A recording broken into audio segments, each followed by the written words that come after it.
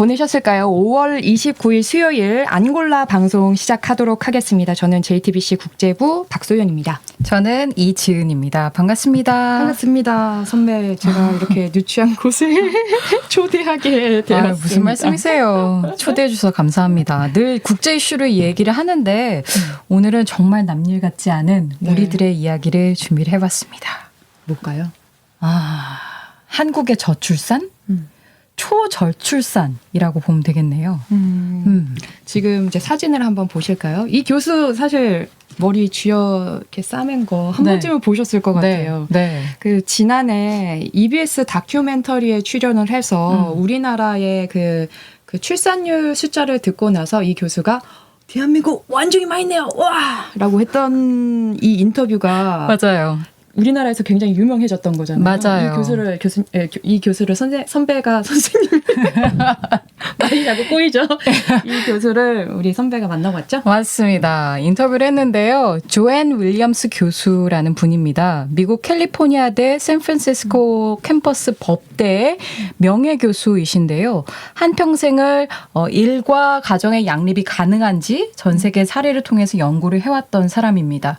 우리에게는 EBS의 지난해 다큐에서 한국의 출산율을 보고 말씀하신 것처럼 머리를 쥐어뜯는 장면이 인상 깊게 남았지만 그래서 더 유명해졌지만 이미 뉴욕타임스 매거진은 자기 분야에서 록스타의 지위에 근접한 존재다 이렇게 말할 정도로 유명한 분이에요. 그러니까 가정과 같이 공존할 수 있는 현대적인 직장 또 유연 근무 정책에 대해서 미국 안팎에 많은 조언들을 하고 있고 노동법 전문가입니다. 지금은 명예 교수로 계시고 맞습니다. 연세가 좀 있으시더라고요. 이런 그렇죠. 진작에 은퇴를 할 교수 정년을 채우시고도 명예교수로 계신 거죠.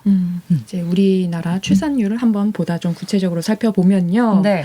이게 그 EBS 다큐를 찍었을 때의 수치보다 이제 더 떨어졌잖아요. 맞습니다. 이제 합계 출산율이 1 아래로 떨어진 거는 꽤 됐고 작년 2023년 합계 출산율이 지금 보시는 것처럼 0.72로 떨어졌습니다. 네. 우리 통계청이 낸 2023년 출생 통계를 보면은요. 여기 표로 나가고 있는데 0.72명입니다. 그러니까 이게 여성 한 명이 평생 낳을 것으로 기대가 되는 평균 출생아 수 그런 거죠. 그러니까 한 명도 거의 안 낳는다 이런 의미가 되는데요. 분기 집계로는 더 심각합니다. 지난해 4분기에 지금 보시면 여긴 안 나와 있습니다만 4분기 집계로는 0.65명이었습니다. 오늘 또 통계청이 새로운 발표를 했잖아요. 맞아요. 네. 그거 들으면 교수가 또 놀랄 것 같은데요? 정말 그러게요. 오늘 통계청이 올해 1분기 출생아 수 발표를 했죠. 역대 최악 기록을 다시 썼는데요. 1분기 출생아 수가 6만 명입니다. 지난해 같은 분기보다 6% 넘게 떨어졌고요.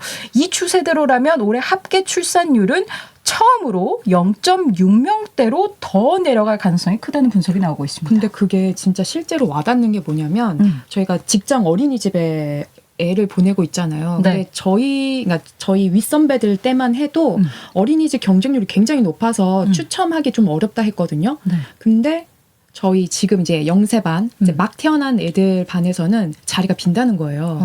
그러니까 낳지 않는 게 되게 급속도로 애를 안 낳는다라는 게 너무 실생활 속에 볼 수 있는 예더라고요. 그렇죠. 한 명을 낳거나 낳지 않거나니까 어린이집 넣으면 경쟁률이랄 게 있을 것도 없을 것 같아요. 그렇죠? 네.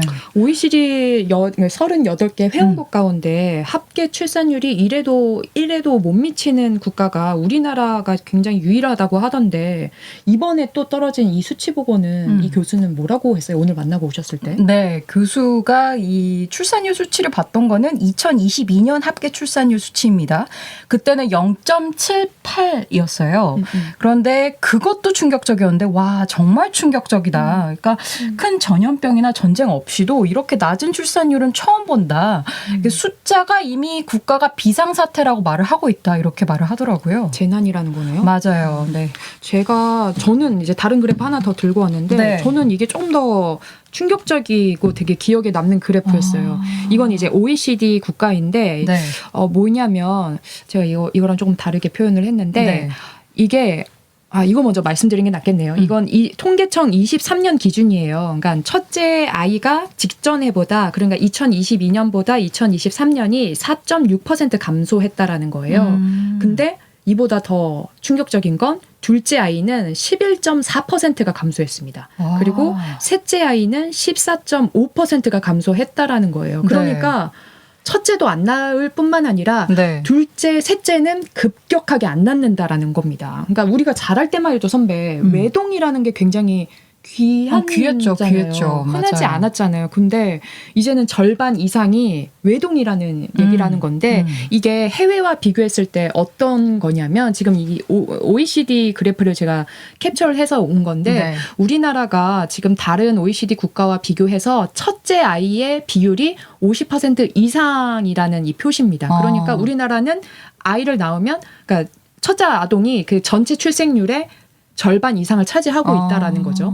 그리고 두 번째 그래프를 보면 훅 떨어지네요. 훅 떨어집니다. 셋째 이상부터 그 출생 아이들 중에 비율을 살펴보면 뚝뚝뚝 떨어진다는 거죠. 전 이게 좀 더 충격적이었어요. 맞아요.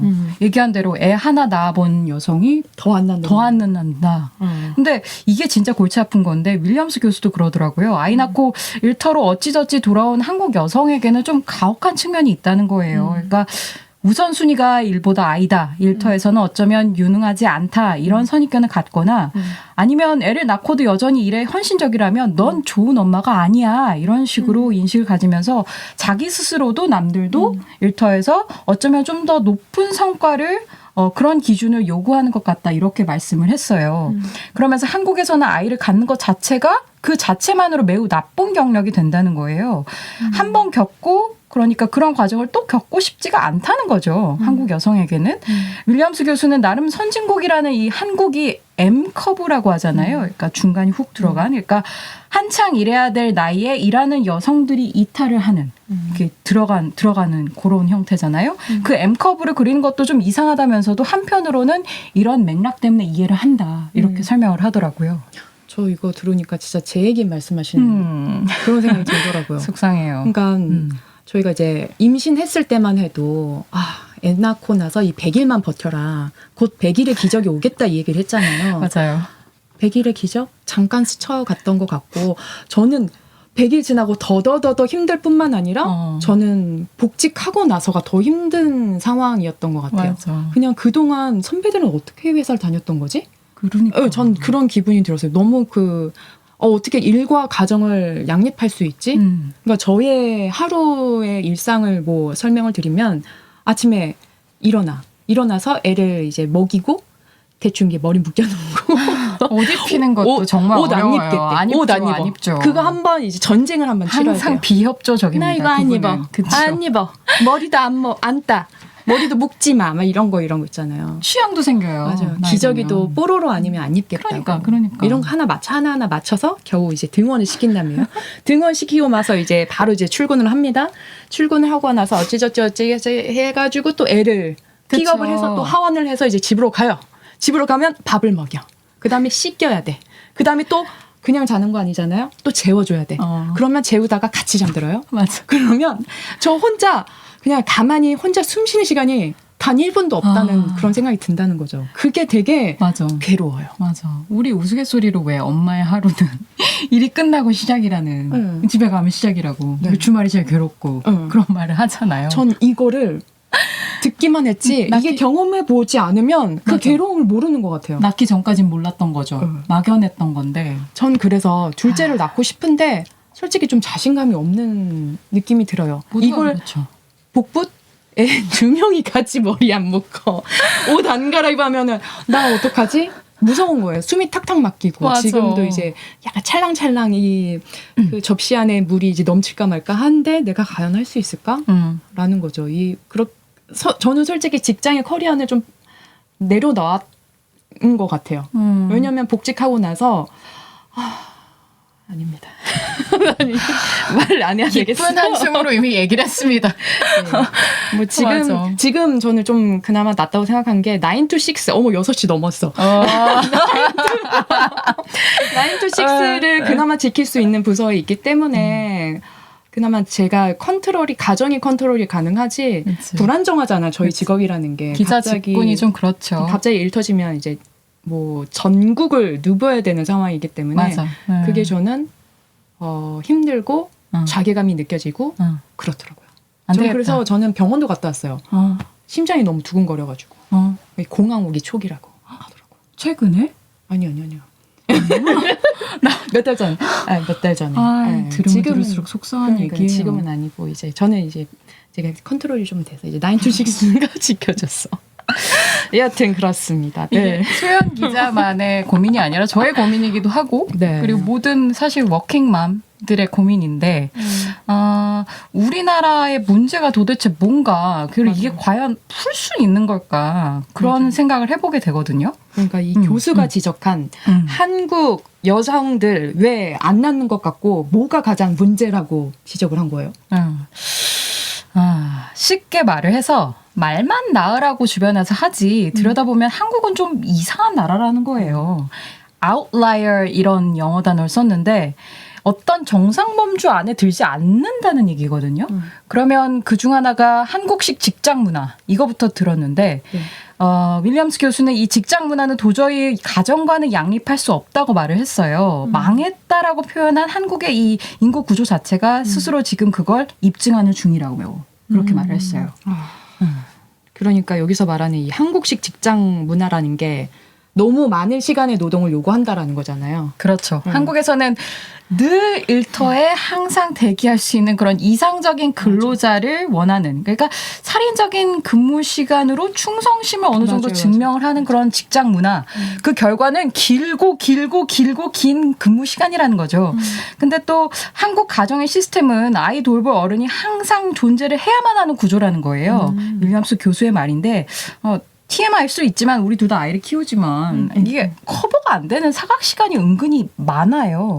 이 일이라는 게 꼭 예측이 안 되고 예상되는 시간이 끝나지도 않고 아이는 항상 예고 없이 너무 아프고 문제가 항상 생겨요. 근데 누굴 찾겠습니까? 그러니까요. 그렇죠. 조부모. 그렇죠. 이모님. 어른을 찾겠죠. 어른을 찾는데 누군가 그게 누구든 간에 어른은 항상 있어야 되는 가정의 형태를 갖고 있고 노동 시간은 너무 길고 이런 얘기를 하시더라고요.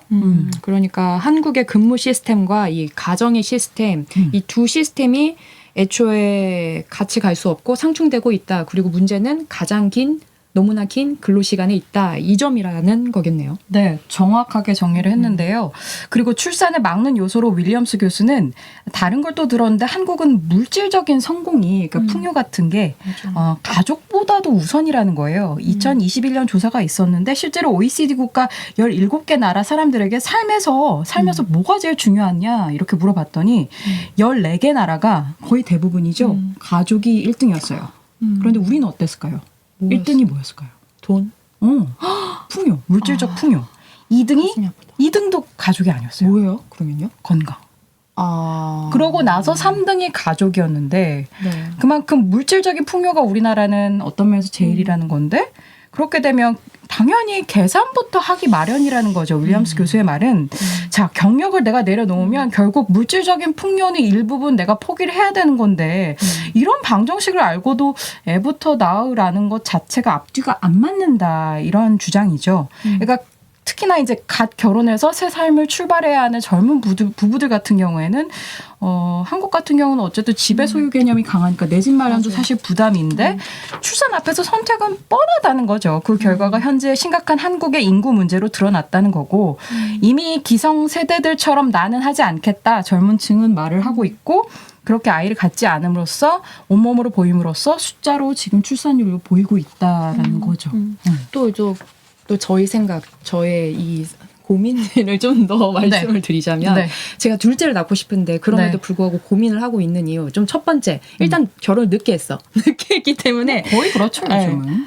둘째를 가지자니 이제 제가 40이 넘어버린 거예요. 그것도 하나 있고 이거는 무시 못하는 그러한 요소 생물학적 요소라고 또 할 수 있고 두 번째 그리고 애를 낳고 육아휴직 기간 동안 제가 지금 수입이 그냥 완전 끊긴 거잖아요. 끊기게 되는 거잖아요. 그쵸. 나라에서 지원을 해준다고 해도 손에 쥐는 건 막상 100만 원 정도란 말이에요. 맞아요. 이게 뭐 국가에서 뭐 150만 원 이상 늘린다고는 하지 150 그러니까 최대 금액이 150만 원 정도인가 할 거예요. 그런데 이게 복직 이후에 6개월 뒤에 다 사후정산에서 일부는 그렇게 또 떼서 주거든요. 근데 당장 내가 필요한 건 그치. 수입이 없는 육아휴직 기간 동안인데 그것도 저에게 굉장히 큰 악영향이긴 했어요. 그렇죠. 그러니까 수입이 떨어진다는 거. 없죠. 그것도 하나 있고 그렇다면 또 세 번째 제가 육아 휴직 후에 복직을 했다면 그게 시간이 1년 후가 되는 거잖아요. 그렇다면 내가 갈 수 있는 자리는 어디에 있을까? 맞아요. 왜냐하면 결혼을 늦게 했다 보니까 나이가 이미 40이 넘어갔잖아요. 그러다 보니까 직장에서 요구하는 것도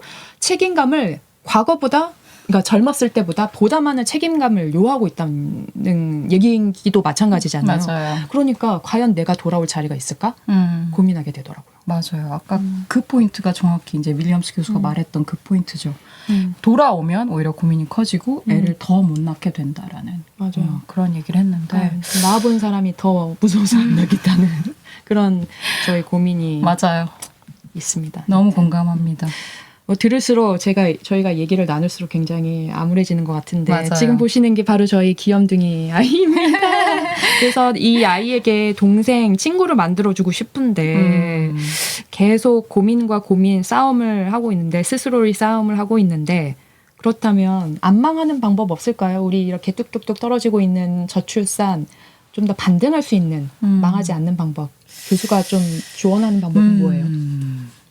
솔직히 딱 와닿게 위안되는 말은 없었습니다. 제가 왜 이런 얘기를 하느냐면 높은 근무 시간 그리고 낮은 생산성의 근무 제도부터 바꾸라는 건데 이게 한국 사회 구조상 하루아침에 바뀔 수 있는 건 아니라는 생각이 들었거든요. 윌리엄스 교수는 이제 가족 제도에 맞는 그러니까 가족의 생애 주기에 맞게끔 근로제도로 바꿔 가야 된다 이렇게 말을 했는데 그게 정 어려우면 아이가 학교 가기 전 첫 이제 한 6년 정도? 그때만 근무 강도를 좀 낮춰주고 유연하게 근무 제도를 바꿔줘라 이런 얘기를 했거든요. 그러니까 6년이 사실 뭐 긴 것 같지만 40년 경력에서 6년은 사실 아무것도 아니고 오히려 투자라는 그런 말을 하더라고요. 진짜 우리 회사에서는 지금 제크라는 게 있잖아요. 맞아요. 오전, 오후 반차를 쓸 수 있는 거. 전 네. 그게 너무 좋아요. 너무 감사하다고 생각하는 게 맞습니다. 노는 게 아니라 그때마다 때에 맞춰서 영유아 검진 가야 되죠. 맞아요. 애기 그 예방접종 맞아야 되고요. 그래서 그게 너무 빡빡하게 돌아가는데 그게 회사를 유지하면서 할 수가 없어요. 맞아요. 왜냐면은 퇴근하면 닫잖아요. 병원은. 맞아요. 병원 닫다 보니까 그 반차 제도가 굉장히 저한테는 되게 유용하더라고요. 맞습니다. 그러니까 근무 시간을 조금 줄여준다면 6년 동안 아이가 학교 가기 전까지 그 6년 동안 그러니까 사람 구실을 사람 구실? 그때도 뭐 사람 구실 못하겠지만 6년 후에도 그나마 좀 그치. 자기 의사가 생기고 뭔가 판단할 수 있는 나이까지는 좀 그쵸. 아무래도 부모의 손이 계속 갈 수밖에 없으니까. 그리고 또 우리가 또 보고 배울 뭐 해외 사례 이런 것도 있을까요? 교수한테 안 그래도 물어봤는데 강추한 건 역시 뭐 늘 얘기하는 북유럽 사례였거든요. 그러니까 아이들을 키우는 첫 6년 동안 북유럽 국가들은 한 75에서 80% 정도의 어떤 생산성을 요구를 한대요. 이 시기에 이제 사업장이 투자를 못해서 사실 이제 여성의 노동력을 그냥 그만두게끔 하는 것이야말로 이게 마이너스라는 거예요. 맞아요. 한국 경제에도 분명히 마이너스라는 건데 이런 말을 하더라고요. 출산 인구의 경력이 끝나면 그 나라 경제도 끝나는 거다. 맞아요. 그러니까 우리나라에 대학을 가는 여성의 비율이 절반 이상이지 않아요? 그럼요. 근데 수치가 좀 정확히 기억나지 않는데 그 똑똑한 여성들 어디 갔냐고요. 다 왜 집안으로 애를 낳으면 집안으로 그렇게 된 게 맞아요. 국가의 경제적으로도 안 좋다라는 얘기인 거잖아요. 맞아요. 맞아요. 근데 시간이 오래 걸릴 만한 프로젝트일 것 같아요. 네. 그래서 다른 방법이 혹시 있을까 더 물어봤는데 사업장이 이제 정부로부터 출산을 위해서 지원을 받는다면 그 돈을 쟁여두고 다른 사람들한테 이제 과잉 노동을 시키는 측면이 있는데 이게 사실 출산휴가나 육아휴직을 다녀온 사람들한테 남아있는 자들이 좀 억울한 마음을 갖게 되고 돌아오면 맞아. 더 일을 시키게 된다는 거예요. 맞아요. 그러니까 차라리 육아휴직을 가는 사람들은 1에서 한 3년 정도 충분히 쉬게끔 해주고 휴직 근로자들을 대체할 수 있는 그런 임시 근로자를 더 뽑아서 차라리 그렇게 좀 고용을 하는 현실적인 방법도 있지 않을까 이런 말도 하셨어요. 그리고 이게 육아휴직이라는 게 엄마들만 쓰면 이제 그 영어 표현을 스티그마라고 이제 낙인을 찍는 그런 효과가 있을 수 있으니까 정부가 엄마랑 아빠가 둘 다 쓰게 하라고 사업장에다 독려를 해라. 그런 메시는 적어도 정부가 낼 수 있지 않느냐 이런 말을 했습니다. 맞는 말인 것 같아요. 근데 과연 우리나라에 적용 가능할지 그런 생각도 드는데 교수님은 워낙에 좀 유명한 세계적인 석학이잖아요. 네. 뭐 여성과 노동 분야로 네. 뭐 쓴 책만 해도 11권이 넘고 그리고 100편 이상의 학술 논문을 발간을 했는데 전 궁금한 게 이 교수님 슈퍼우먼이었어요? 저도 그게 사실 슈퍼맘이었는지 제일 궁금했거든요. 네. 그래서 만나 뵙자마자 궁금해서 물어봤어요. Were you a super mom? 이랬거든요.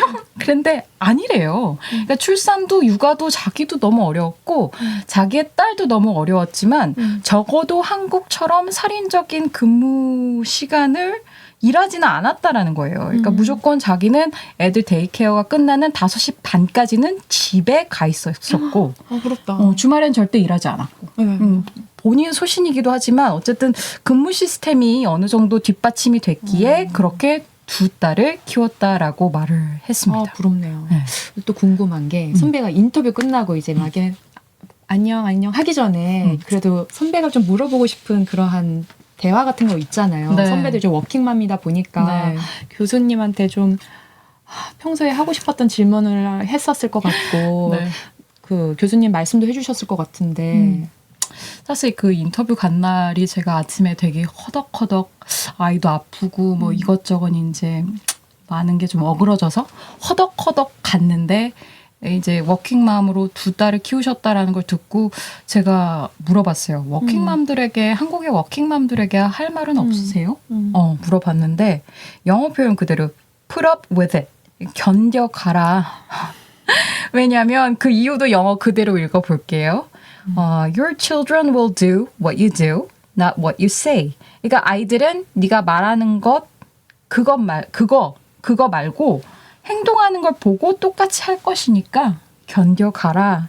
이런 말을 하셨는데 이게 어찌 보면 워킹맘들에게만 하는 말은 아니죠. 아이를 키워가는 그리고 똑같이 버텨가는 워킹 데디들에게도 하는 말이라고 생각이 들었고 그래서 꼭 전해주고 싶었습니다. 이 말 들으니까 생각나는 게 그 강민경 가수가 그 짤이 되게 유행했잖아요. 견디는 거야. 이거 맞나요? 근데 헷갈리겠는데 견디는 거야. 맞아, 그런 거 있었죠. 네, 맞아. 그게 딱 맞아. 떠오르면서 맞아.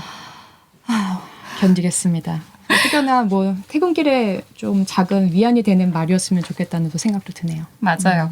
오늘 여러분 다 너무 고생하셨고 여기까지 저희는 하고 다음에는 좀 재미난 업된 주제로 찾아올 것을 약속을 드리면서 저희는 여기서 물러가도록 하겠습니다. 오늘도 방송 봐주셔서 감사하고요. 또 찾아뵙도록 하겠습니다. 감사합니다. 고맙습니다.